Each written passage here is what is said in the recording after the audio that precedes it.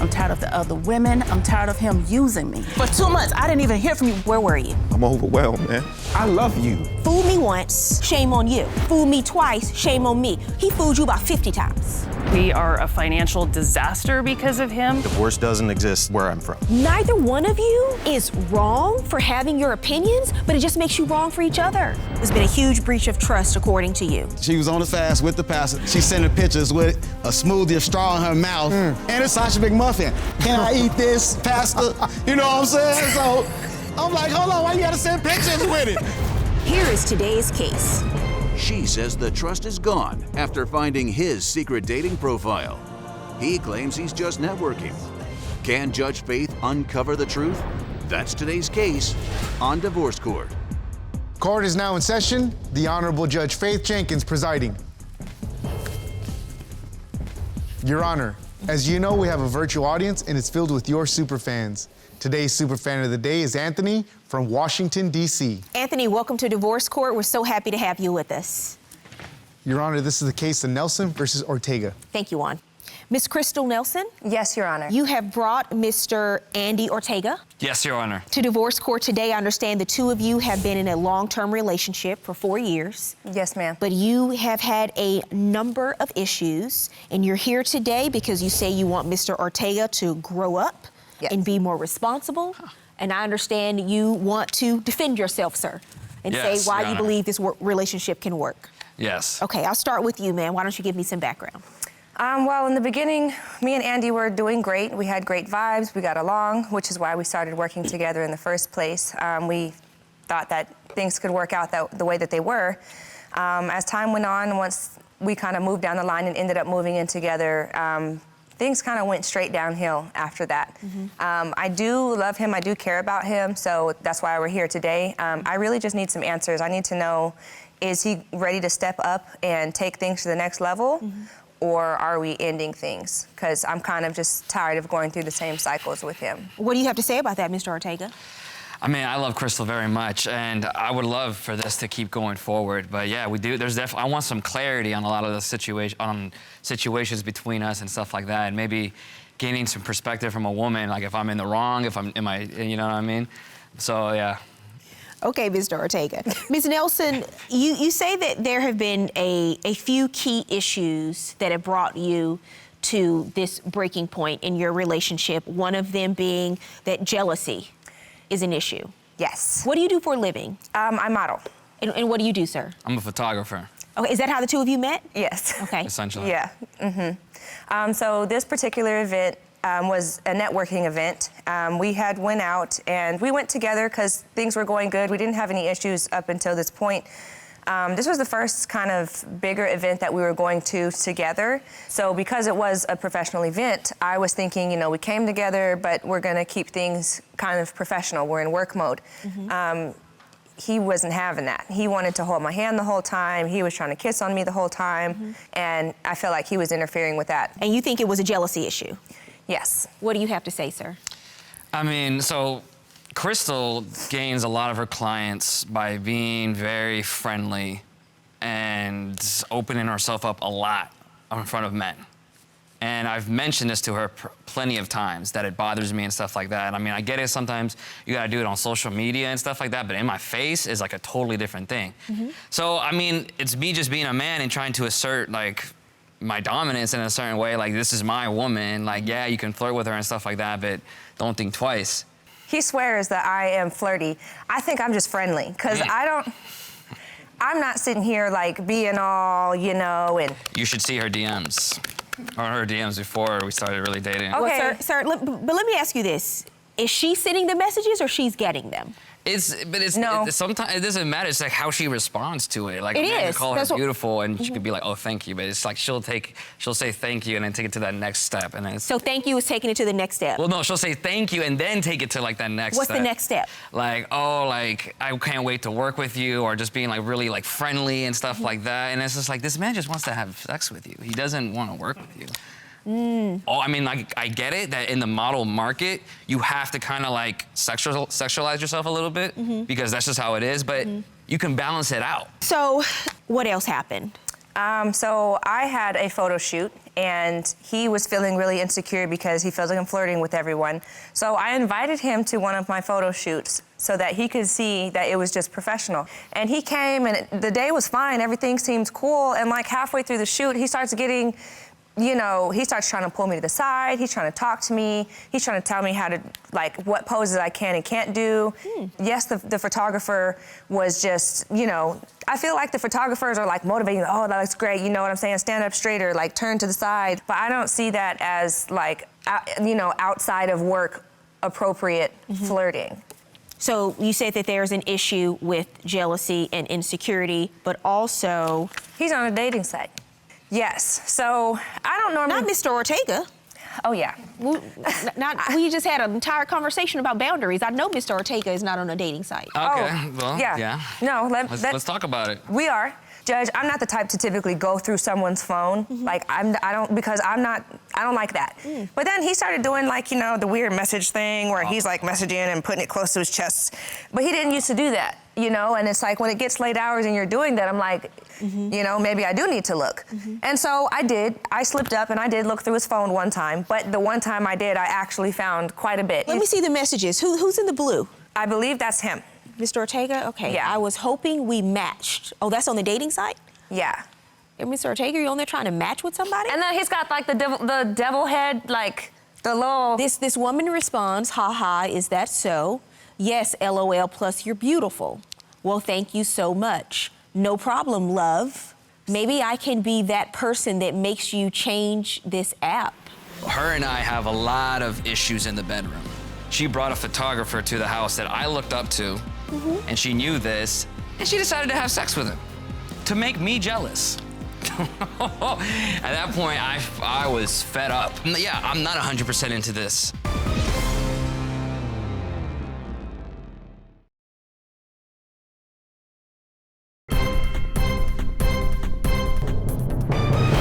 Wow. Mr. Ortega, what do you have to say for yourself? Okay, I admit I crossed a boundary. This was after a night that went terrible. So her and I have a lot of issues in the bedroom. Before, when we kind of like weren't seeing each other, but we were roommates, she brought a photographer to the house that I looked up to, and she knew this, and she decided to have sex with him to make me jealous. That particular moment just keep that moment, the way she was saying his name. Okay, but tell her where that came from. I just want to know why you're on the app saying telling somebody they're beautiful. Yeah, no, I get it. So this is what happened. So this one particular night, we were trying to get into things, and she decided to pull out a vibrator because I guess I wasn't into intercourse and say, here, you just use this instead.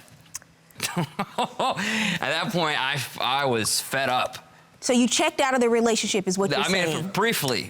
And the thing is that me going on Tinder, like sometimes I use it for my shoots, but sometimes it's just me like, I don't feel, I'm not 100% into this. One thing I want to clarify, the two of you lived together as roommates before you ever got together to be in a relationship? Yeah, we were kind of like casually seeing each other before, and we like, you know, we went on a couple of dates, but then when we decided I understand. Okay, so this was the one time she checked your phone. Yeah. She just happened to find these messages. I mean, I do message women. Like, I'm gonna say that. Yeah, I do. Well, Mr. Ortega, you're not here. I thought you came to defend yourself today. You're not doing a very good job of putting on a defense. I'm gonna be honest, and I'm gonna speak. When we go talk about it today, let's talk about it. Why are you messaging the other women? Because, like I said, like it's just always like it's like a battle. But do you think she's out there, because you said that she... Well, the thing is, I don't know. I don't trust her. But what is your reason for not trusting her? Comments that she has said. I mean, it's been very comparative to other men. I feel like I'm always in competition with other men. Give me an example. Just like, like when we're talking about money and stuff like that, she'll be like, all these dudes are like dying to like want to go take me out and do this, that, and the third for me, and you can't even do the minimum. And I'm like, okay, you comparing and you telling me that you have options. And so you feel like that's emasculating. You have like men at your disposal, doesn't make me want to do better. It makes me not treat you, like it makes me view you as an option now, because it's like, dang, like can I fully commit myself to this? I have so much to say to that. Of course you do. One of the other issues that has come up between the two of you is the issue of finances. He smokes marijuana every day, like consistently, like he needs it. Let me just, she bought a designer bag, a designer bag, and we're late on bills.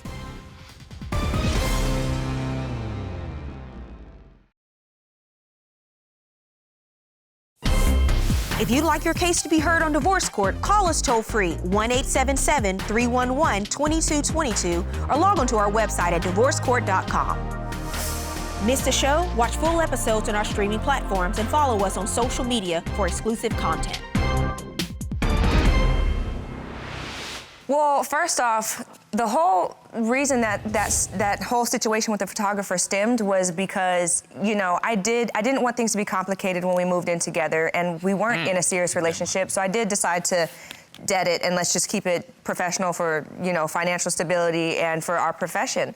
But I was thinking that he was at least going to give me the courtesy of not having our place as like a revolving door. Okay. So once I started seeing the models in my face, that is when it started kind of getting under my skin. And, you know, the fact that the type of women that he likes, I am now seeing are nothing like me. What do you mean by that? He likes very voluptuous women, you know, and I personally feel like a little boy compared to some of these girls. How do you know that? How do you know that's what he likes? He said it. Is that your preference? I mean, I like all different types of women. You know what I'm saying? Like, I do really love voluptuous women, but that's the thing. That's to show how much I love Crystal, because it's the fact that I don't care about all that when I'm with her. One of the other issues that has come up between the two of you is the issue of finances. Now, I know we've been in a pandemic for a year, so work has changed for everyone, but what's happened? Why is this such an issue now? He smokes marijuana every day, like consistently, like he needs it. Let me just... It's constant. It's gotten to the point where he has missed bills. Like, we got so behind on our gas bill, and he had me under the impression that, you know, his stuff was taken care of. Like, he was more in charge of the bills. I was more in charge of food, cooking, cleaning, like the domesticated type of. I work a lot. I work a lot. So I do what I can. Sir, did you know that you were that far behind on the gas bill? No, I didn't. I can't make it. That was my fault, and I'll accept that as a man. You know, I'd be smoking a lot of weed, and I was high a lot of the times. So I get it. But here's the thing. You were high so much that for a year, you didn't realize you weren't paying the bill? It's just like other things come up, I'm traveling, this, that, and the third, and like the gas bill is like, it's like one of the most least priority type of bills and stuff like that. And I figured, you know what, honestly, I did figure that maybe one day she would like maybe like see it and like do it herself as well, because I feel like I'm always the one, like, even I sometimes have to ask her like, hey, can you get these groceries and stuff like that. Why didn't you just ask her in this situation? Well, then, I mean, it's just sometimes, it's really hard sometimes, because when I do ask her to chip in, it becomes an argument. Okay. And one of the latest arguments is that she bought a designer bag, a designer bag, and we're late on bills and stuff like that. At that time, I did not know. Okay. Oh, my. Well, let the record reflect that I'm looking at it is a beautiful bag. Thank you. How much did the bag cost? Like $3,000. 3,000? Yes, ma'am. But I will say, she's complaining about bills. But that was the first designer anything I have bought for myself. So I feel like. But you knew that you were behind on bills at this point? When I got it, no, I did not know. Yes. And it's been 4 years for the two of you, and you were thinking about getting engaged. Yeah. What's happened with that? I don't know. We're like I said, like we're having a lot of issues, and like I could see a future, but we have to like work through these stuff, and we have to get on the same page. What's the biggest issue for you? I think I know what it is, but I want to hear you say it. For me, it's the comparison to men. It's the lack of respect. Yeah, I can't stand it. Like her constantly comparing me. I'm not here to compete. If I have to compete for like my love and my understanding and my placement in your life, then I'm good on it. For real, I love you, but I'm good on that. Do you understand that? Do you hear him when he says that? Yes, I do. Okay. And it frustrates me because I feel like he's always treated me like an option. You know, he's. But before we get to what you're upset about, do you understand? And have you listened to what he just said his biggest problem is in this relationship? It's a form of, it's disrespectful and it's emasculating to a man, especially when he's going through peaks and valleys right now and not making as much money because of the pandemic, and you're comparing him to other men who have more money or perhaps maybe wealthier. Do you understand how that makes him feel? Yes, Your Honor. Okay.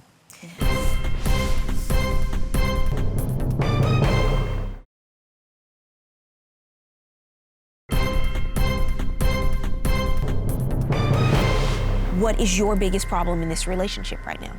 My biggest issue is partially the finances still, because I would say communication is the root issue of the finances. So the communication between us and just feeling secure in the relationship, like feeling like he wants me and only me, you know, because it is always like he's got one foot in, one foot out, you know, or like he's always kind of searching for something else. And yes, sometimes taking shots at him is petty on my part, and I do own that, because that is inappropriate. And I feel like sometimes I have no other way to talk to him, because it's like he just doesn't want to hear me. So you go for what you think will hurt him the most, Which I to need get a to stop reaction doing. from him. Yes, ma'am. And it's only undermining what you really want to do, which is have proper communication. And Yes, you've ma'am. said some things to him. You said some other things to him that are really below the belt. So you have to learn on the communication side is, you know, even when you're arguing or even when you're having a dispute, even when you're having conflict, you still should be operating as a team and finding a solution that's best for the team that the two of you are a part of. There's so many things that you have to get on the same page about before you can ever move forward in marriage, because a wedding, a ring, changing your last name doesn't change anything about the problems that the two of you are having. And the other thing I hear from the two of you is there are two things. One, with the finances, being able to contribute more, I think would be helpful at this point. So what I see here today, you have to start seeing yourself as worthy. You cannot use weed, you cannot use these dating apps and messaging other women as a way to cope with what's happening in your own life and how you started to feel about yourself. And I think it's further exacerbated by some of the comments that she said to you that have really struck a nerve and have been emasculating to you and has only caused you to dig yourself into a deeper hole in terms of how you feel about yourself. You have come to a point in this relationship where there are trust issues because of some of the things that you've seen, but a lot of that is his reaction of not knowing how to deal with the actual underlying issues in the relationship. The two of you are not ready to separate and give each other time and space because your lives are so intertwined and you're trying to figure out what to do. So the key is listening to what the other person has said today about how they need to be loved. So you listen, you communicate. When the person is communicating what they really feel, what they need, you listen and you respond. Because I think the two of you are a nice couple. You had a wacky entrance into this relationship as roommates and a lot of things happened. But you're in it. I think you're a nice couple and you can make it work if you're willing to actually do the work in terms of communicating and being committed to each other. Good luck to both of you. Thank you. I would say the best piece of advice that Judge Faith gave today was listening more to one another and being able to not take each other's weaknesses and target each other. And like also I think the team part, because like there are moments in our relationship where we feel like it's kind of like a competition and like, oh, what can this person say to make the other person hurt more? But I think now like, yeah, just taking the time to like really we are a team and that like we want to win. Either you win together or you lose together. Exactly. Well, I appreciate you doing this with me. Yeah, I know. We'll maybe do some counseling or some therapy or something. That sounds good, you know. Yeah. I'll stop smoking. I know I gotta. High five on that one. Okay.